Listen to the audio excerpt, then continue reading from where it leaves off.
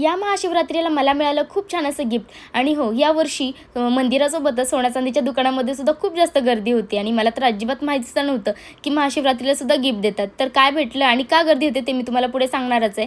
तर आज मी 3 वर्ष झाली आहे महादेवांचा उपवास करते किंवा महाशिवरात्रीचा उपवास करते आहे आणि म्हणूनच महादेवांना पाया पडण्यासाठी मी आलेली. तर 8-8:30 वाजता मी आलेली आणि खूप जास्त गर्दी होती मंदिरापासून रोडपर्यंत.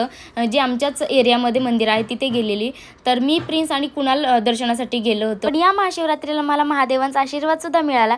कसा तो सांगते. तर मी ज्या लाईनमध्ये उभी होती तर माझ्या मागे ज्या काकू आहेत ह्या, तर त्यांच्या हातात कलश होता आणि त्यांचा कलशमधलं पाणी माझ्या अंगावर पडलं आणि त्यामध्ये पंचामृत, काळं तीळ वगैरे सगळं काही होतं आणि मला खूप वाईट वाटलं की त्यांचं जे महादेवांना अभिषेक घालण्यासाठी घेऊन आले ते माझ्या अंगावर पडलं. तर मी त्यांना एकदा दोनदा सॉरी बोलले. तर ते बोलले, मागच्या पुढच्या माझ्या लाईनमधले जे लोक होते ते बोलले काही नाही, जाऊ दे, महादेवानेच तुला आशीर्वाद दिला असं समज. तरी पण मला वाईट वाटत होतं की यार त्यांचं अभिषेकचं जे जल आहे ते माझ्या अंगावर पडलं, म्हणजे त्यांचं व्हायला गेलं म्हणून असं मला वाटत होतं. म्हणून दर्शन झाल्यानंतर मी त्यांना परत एकदा दोनदा सॉरी बोलले. तर ते बोलले काही नाही, जाऊ दे, तसं पण अभिषेक करून दिला नाही कारण खूप जास्त गर्दी होती. दर्शन घेऊन झाल्यानंतर ना मग मी गेली प्रसाद घेण्यासाठी, म्हणजे जे महादेवांना पाय पडण्यासाठी भाविक येत होते तर त्यांना प्रसाद देण्यासाठी. तर जवळच गेली कारण खूप जास्त उशीर झाला होता आणि आता मंदिर पण बंद होणार होतं म्हणून थोडासाच प्रसाद घेतला आणि गेली प्रसाद वाटण्यासाठी. तर मंदिरामध्ये खूप जास्त गर्दी होती म्हणून जे लोक प्रसाद घेऊन येत होते ते सगळे इथूनच वाटत होते आणि माझ्या अगोदर जे होते त्यांचा प्रसाद संपला होता म्हणून मग मी वाटत होते आणि इकडे प्रिन्स वाटायचं सोडून मस्त खात होता. त्यानंतर कुणाल घेऊन गेला मला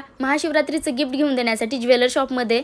तर तिकडे गर्दी इतकी होती, म्हणजे सगळेजण पैंजण घेण्यासाठी आले होते आणि मला सुद्धा पैंजणच घेणार होतं कुणाल.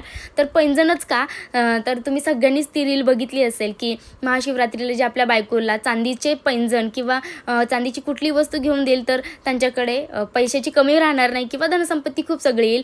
तर रीलचा इतका सगळा प्रभाव पडला होता लोकांवर म्हणून सगळेजण जे ते पैंजण बघायला आले होते आणि मी तेच बघत होते पण मला काही चॉईस झालं नाही. नंतर मी म्हटलं मी असंही पैंजण यूज करत नाही तर मी अँकलेट बघते. तर त्यामध्ये सुद्धा मी खूप सगळे बघितले पण मी कन्फ्यूज खूप झालेली आणि मग 2 चॉईस केलेले. एक होतं कुणालच्या चॉईसचं आणि एक होतं माझ्या चॉईसचं. जर वरचं आहे ते मी चॉईस केलेलं आणि जे आहे हे कुणालने चॉईस केलेलं. तर कुणाल बोललेला की तुला नजर खूप लागते, मग तू हेच घे, म्हणजेच त्याला ब्लॅक इव्हिल आय किंवा नजरबट्टू बोलतात. आणि फायनली तेच घेतलं. खूप छान वाटत होतं आणि मला तरी पर्सनली खूप जास्त आवडलं. आणि हे सगळे लोक आहेत ना तर एकच चर्चा करत होते की सगळेजण इंस्टावरची रील बघून आलेत. तर हे जे मी घेतले नाही आज मी तुम्हाला एकदा फायनल लुक दाखवते. इतकं सुंदर होतं. आणि तुम्हाला पण माहिती आहे का की महाशिवरात्रीला गिफ्ट देतात की ह्या वर्षीच नवीन काहीतरी आलं आहे. आणि हो, तुम्ही मला कमेंटमध्ये सांगा हे माझं गिफ्ट तुम्हाला कसं वाटलं. Thank you, bye bye.